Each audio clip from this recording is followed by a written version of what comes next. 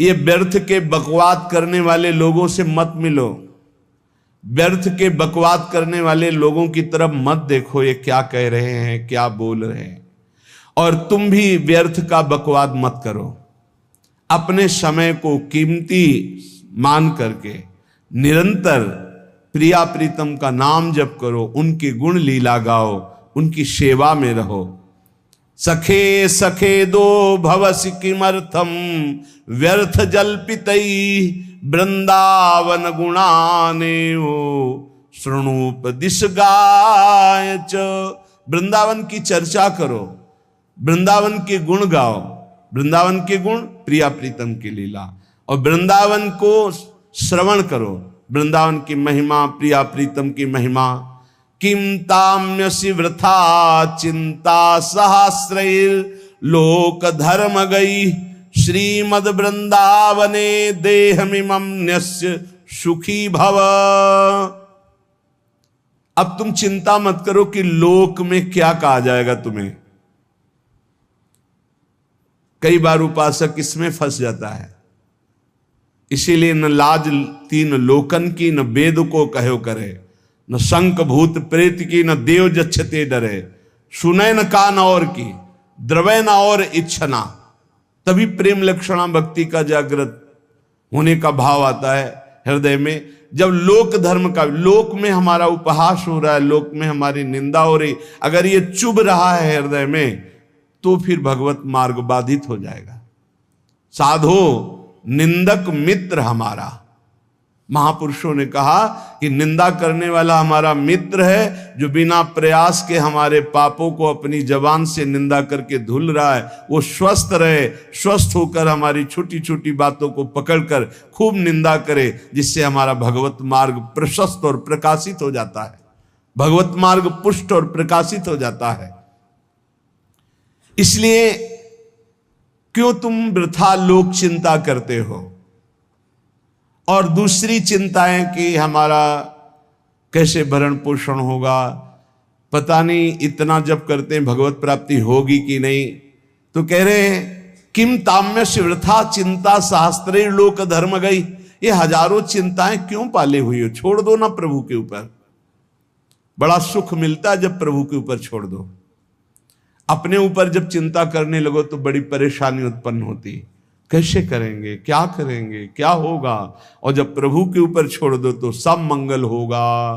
मंगल भवन है, वो मंगल ही करेंगे। अमंगल दिखाई दे रहा है, परिणाम उसका बड़ा मंगल होगा। ये जो शास्त्रों चिंताएं लिए बैठे हैं अपने लोग, इसीलिए भजन में तारतम्य नहीं होता। कभी लीला में डूब रहे, कभी नाम जप में डूब रहे, कभी सेवा में, ये तारतम्य नहीं रहता। कभी प्रपंच की बातें, कभी प्रतिष्ठा का चिंतन, कभी नाना प्रकार के मान सम्मान का चिंतन, ये घुसने ना पावे हृदय में। बहुत सावधान रहना चाहिए साधक को। ऐसी बातें देखो मत, ऐसी बातें सुनो मत जिससे तुम्हारा हृदय उद्विग्न होकर प्रभु का चिंतन छोड़ दे। जिन्होंने अपने आप को प्रभु के भरोसे कर दिया, वो बेपरवाह हो गए। कर दो भरोसे में।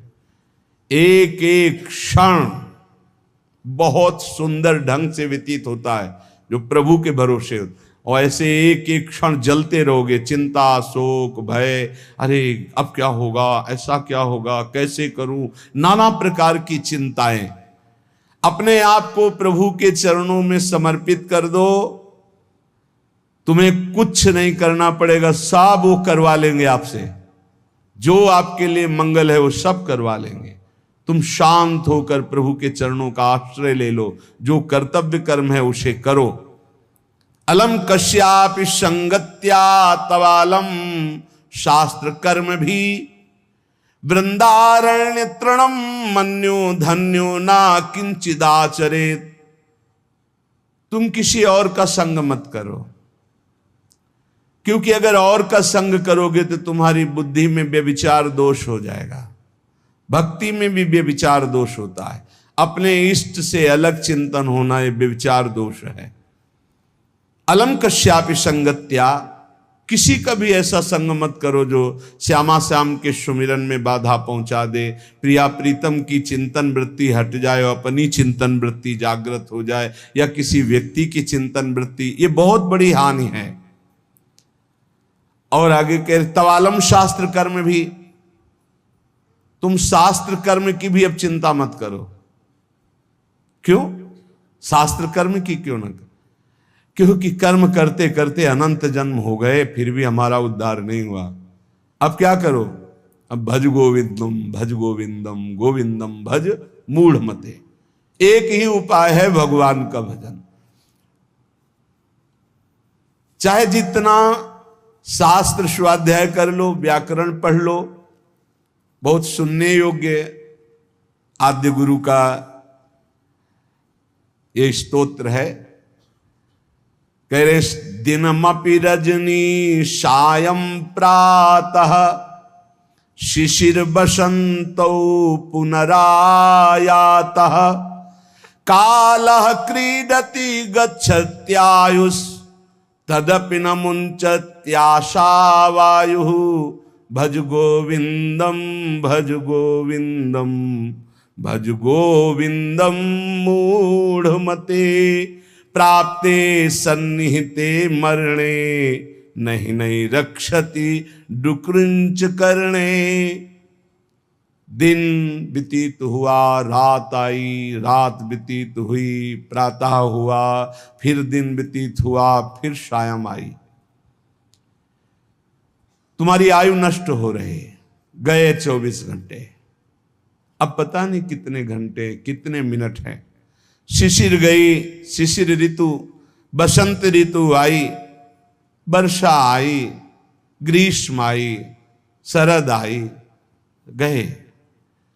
हर ऋतु 2-2 महीने अपना प्रभाव दिखाकर हमारी 2 महीने की आयु गई, ऋतु गई, दिन गया, रात गया, आयु बीतती चली जा रही है, आशा बढ़ती चली जा रही है। ऐसा मकान बना लेंगे, ऐसा कर लेंगे, ऐसा कर लेंगे। अरे मूढ़, मरने का समय आ रहा है। रोज दिन जा रहा है, रात्रि जा रही, सायं व्यतीत हो रहा, ऋतुएं निकलती चली जा रही हैं। तुम्हें आशा रूपी फांसी ने ऐसा बांध रखा है, इतना कमा लिया, अब इतना कमा लेंगे, इतना कर लिया, वैसा कर लेंगे। ये तुम्हें पता नहीं कि तुम्हें मरना है। तुम्हारी आयु नष्ट होती चली जा रही है। आशा रूपी इस फांसी को काट लो। कैसे?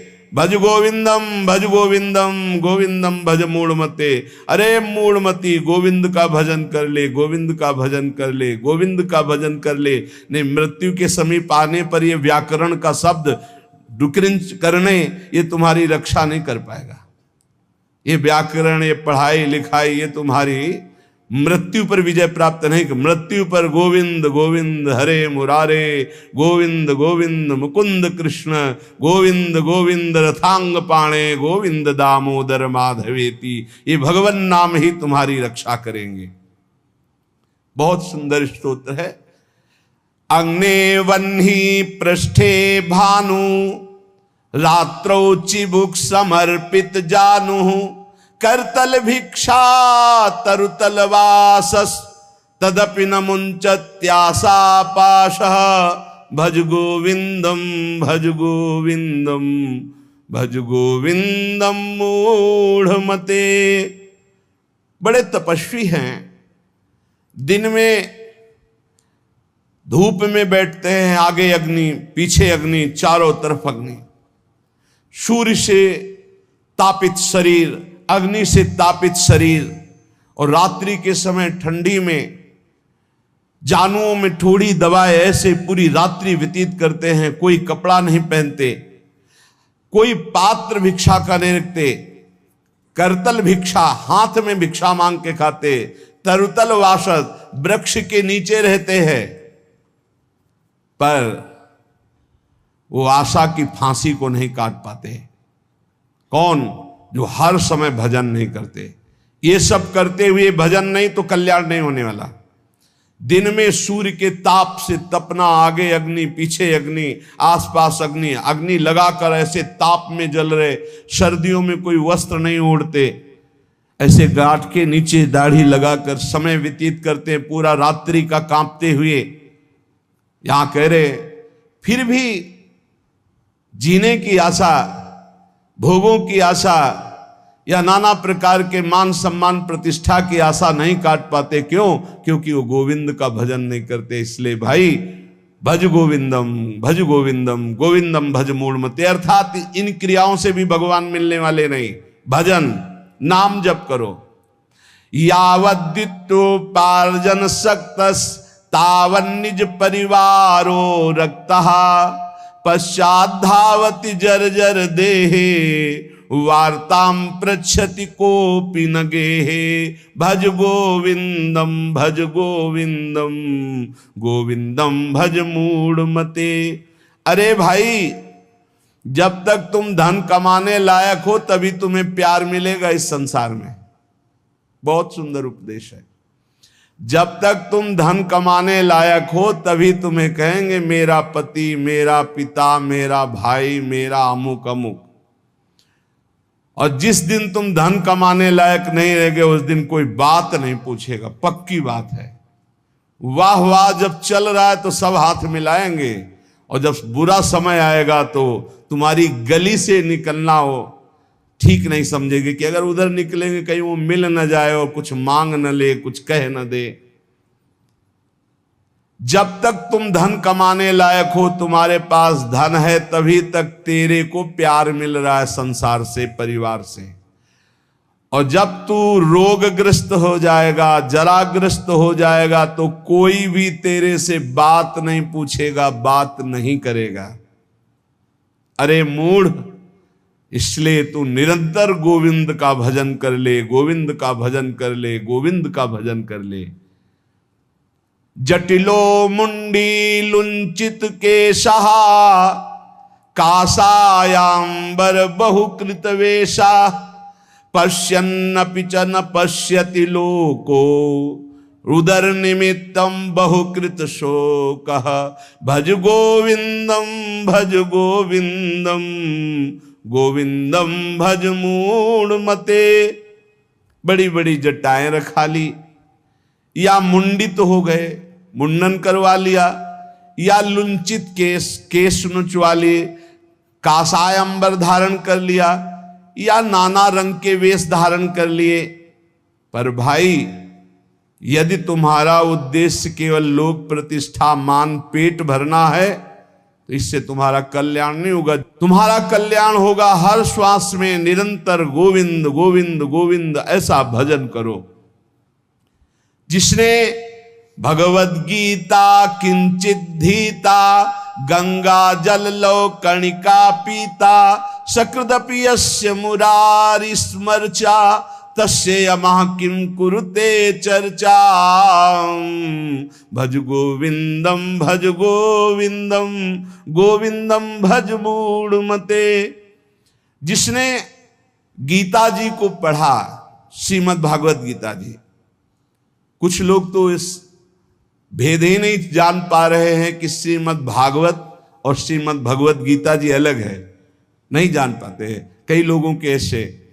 जिसने जो युद्ध क्षेत्र में भगवान श्री कृष्णचंद्र जी ने अर्जुन को 18 अध्याय उपदेश किया, उसे श्रीमद् भगवत गीता जी कहते हैं। और भगवान व्यास देव जी द्वारा रचित श्री सुखदेव जी ने जो 7 दिन में परीक्षित जी को सुनाया, वो श्रीमद् भागवत है। जिसने भगवत गीता को पढ़ा है, गंगा जल के एक बूंद भी आचमन किया है, एक बार भगवान श्री कृष्ण की पूजा कर ली है, यमराज उसकी तरफ आंख उठा के भी नहीं देखेंगे। एक बार भगवत गीता पढ़ा, एक बार गंगा जल का आचमन किया, एक बार भगवान श्री कृष्ण की अर्चना वंदना कर ली, तो यमराज कभी उसकी तरफ नहीं देखेंगे। इसलिए एक बार का जब इतना महत्व है तो तू हर समय भज गोविंदम, भज गोविंदम, भज गोविंदम मूढ़मते। हर समय गोविंद का भजन कर, गोविंद का भजन। अये मूढ़मती, तेरा कोई साथ नहीं देगा, तू गोविंद का भजन कर।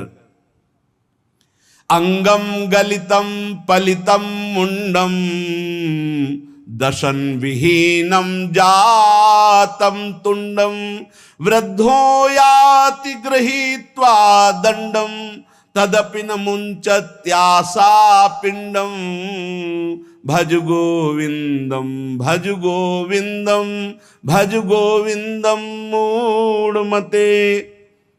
ये आशा परिवार की भोगों की इतनी सुदृढ़ है फांसी ये कि नहीं कटती है। बूढ़ा हो गया है, त्वचा सब ढीली हो गई, हड्डी हड्डी दिखाई देती है, सिर के बाल सब पक गए, दांत एको नहीं रह गए, लाठी लेके चल रहे, फिर भी वही परिवार की ममता।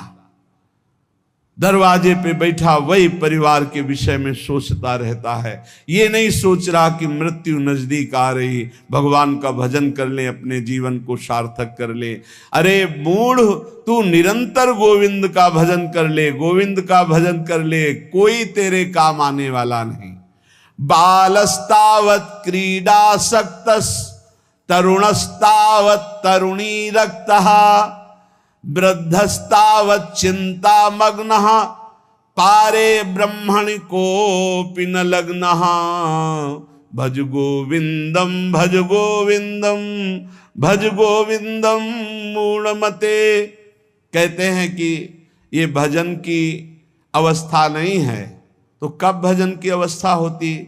बाल्यावस्था खेल कूद में चली गई, जवानी स्त्री में आसक्त भोग में चली गई, वृद्धावस्था रुपया पैसा नाती पनातीन की चिंता में चली गई, तो परब्रह्म परमात्मा का भजन करने की कौन सी अवस्था है? अरे जब से होश हो जाए तभी से भजन शुरू कर दो। चेतना जागृत हो, बुद्धि काम करने लगे, राधा राधा राधा गोविंद गोविंद गोविंद भजन करे, अरे मूढ़ कोई तेरा साथ देने वाला नहीं। इसलिए भज गोविंदम भज गोविंदम।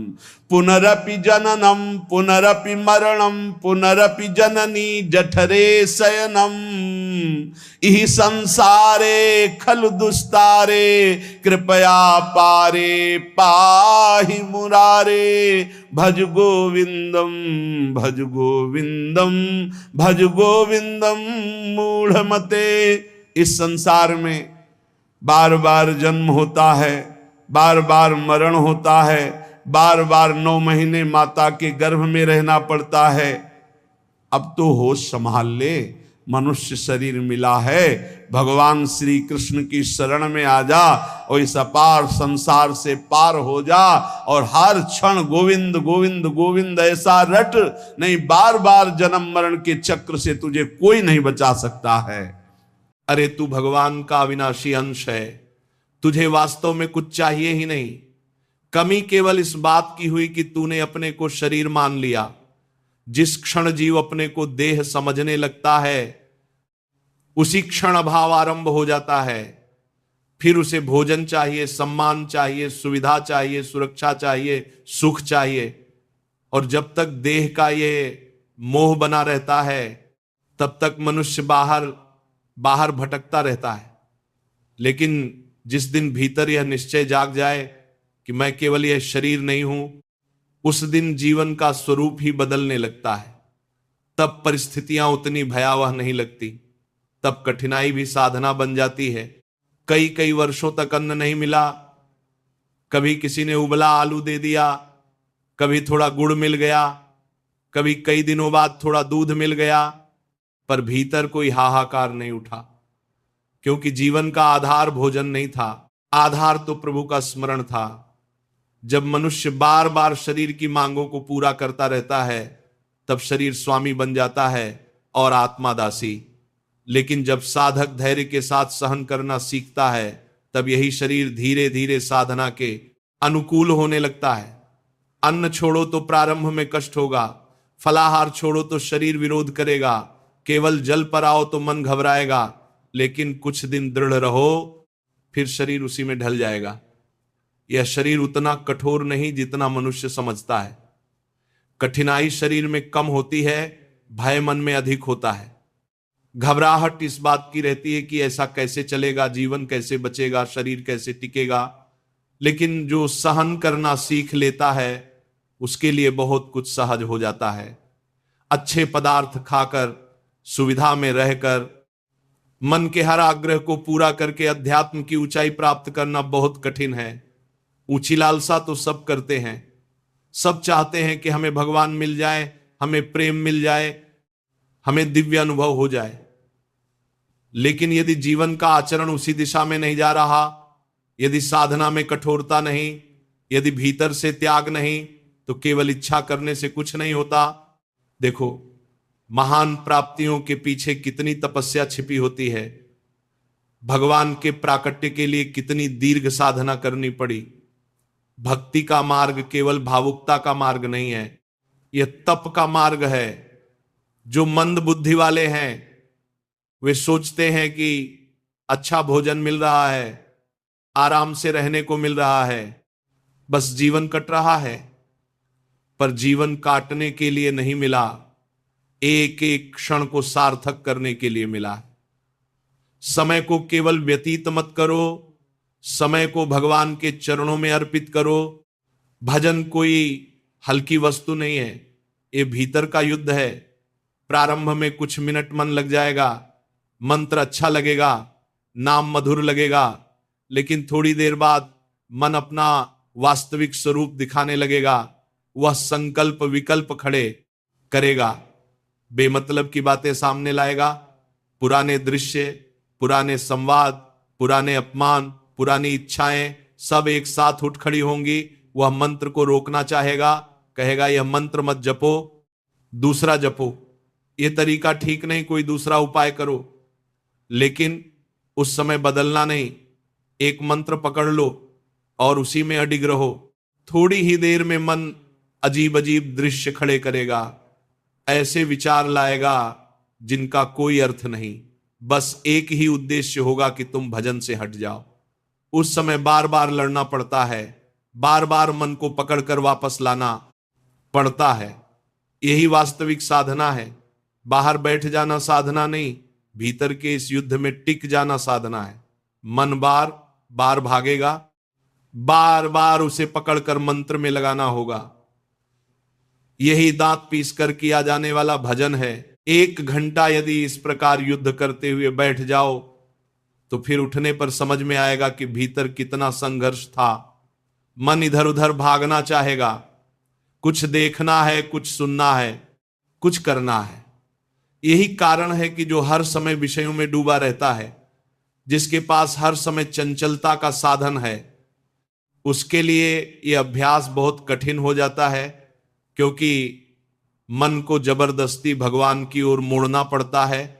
और मन को सबसे अधिक पीड़ा इसी में होती है, जब साधक जिद पकड़ लेता है कि चाहे जो हो जाए मंत्र नहीं छोड़ूंगा, तब मन थकने लगता है।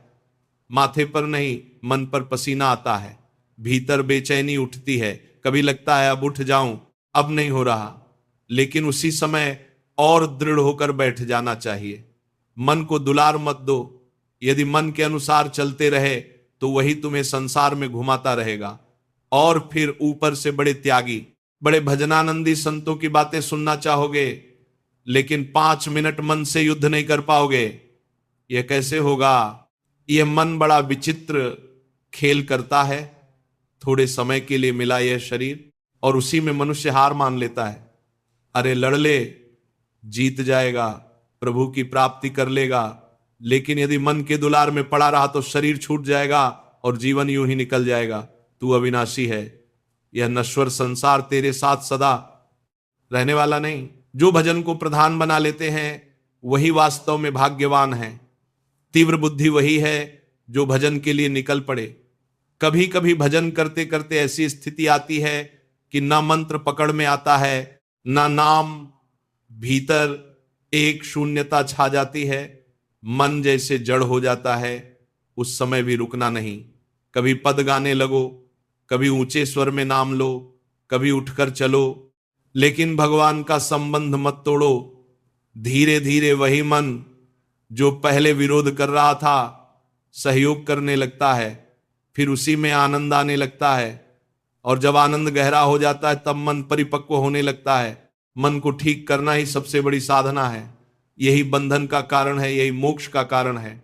हमारे बिना ये कुछ नहीं कर सकता और इसके बिना हम संसार में व्यवहार नहीं कर सकते। इसलिए इसे रोगी छोड़ना नहीं, इसे साधना की औषधि देनी है। जब यह स्वस्थ होगा तभी भगवान की ओर स्थिर होगा, तब संसार की चिंता धीरे धीरे छूटने लगती है। लोग क्या कहेगा, भविष्य में क्या होगा, अगले महीने कैसे चलेगा, यह सब छोड़ना पड़ता है। यदि हर समय भविष्य की चिंता बनी रही तो समझो अभी भगवान पर भरोसा नहीं आया। भजन के समय मन सबसे अधिक प्रपंच रचेगा। किसने क्या कहा था, किसने अपमान किया था, कौन हमारा है, कौन विरोधी है, सब उसी समय याद आएगा। लेकिन उसी समय समझना कि हम यहां प्रपंच करने नहीं बैठे, भगवान का स्मरण करने बैठे हैं। जब मनुष्य टीवी देखता है तब उसे कोई परेशानी नहीं होती, घंटों बैठ सकता है। लेकिन जब भजन में बैठता है तब मन विरोध करता है, तभी पता चलता है कि मन मित्र है या शत्रु।